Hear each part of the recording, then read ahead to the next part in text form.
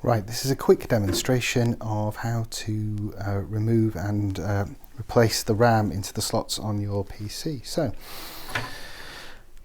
most DIMM slots will have a little catch at either end that you slide back. Some only have it at one end, but it's the same basic principle. You need to push these fully back. You normally hear a little bit of a click, and then the RAM simply slides out.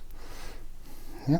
If there's a label on the RAM, we tend to put that facing in towards the CPU. Putting it back in, we apply the pressure at the ends near the clip, and we press down until you hear the snap. You want these back on so they don't pop out. So again, just showing you with the other piece. Apply the pressure on the lever until it levers it out. Gently pull up. Put it back in. Pop it in the slot. And then apply the pressure at either end.